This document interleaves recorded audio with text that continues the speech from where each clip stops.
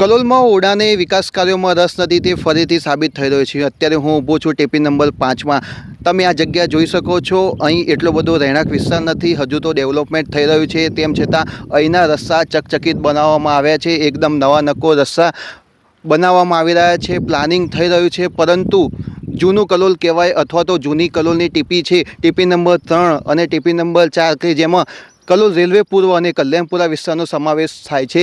ત્યાં રહેણાંક વિસ્તાર છે, ઘણી બધી વસ્તી રહે છે। તેમ છતાં અહીં ટીપી ખોલવામાં આવતી નથી અને રસ્તા બનાવવાની કામગીરીમાં અસહ્ય વિલંબ કરવામાં આવે છે। નવેમ્બર મહિનામાં ટીપી નંબર 3માં 24 મીટરના રસ્તાનું કામકાજ ચાલુ કરવામાં આવ્યું હતું। તે એપ્રિલ મહિનો આવ્યો છતાં 50% પૂર્ણ થયું નથી। એવી જ રીતે ટીપી નંબર 4 કે જેમાં કલ્યાણપુરા વિસ્તારનો સમાવેશ થાય છે, આ કલ્યાણપુરા વિસ્તારમાં પણ ટીપીના રસ્તાઓ ખોલવાની કામગીરી કરવામાં આવી હતી, પણ હજુ સુધી આ રસ્તાઓ બનીને તૈયાર થયા નથી। ક્યાંક રસ્તા ખોદવાનું કામ બાકી છે તો ક્યાંક મેટલ વર્ક બાકી છે। પરંતુ સામે પક્ષે ટીપી નંબર 5માં તમે જોઈ શકો છો કે અહીં અત્યારે વેરાન જગ્યા છે, ખુલ્લી જગ્યા છે, એટલો બધો વાહન વ્યવહાર નથી। તેમ છતાં બિલ્ડરોના લાભાર્થે અહીં ઓડા દ્વારા ચકચકિત માર્ગો બનાવીને તૈયાર કરી દેવામાં આવે છે।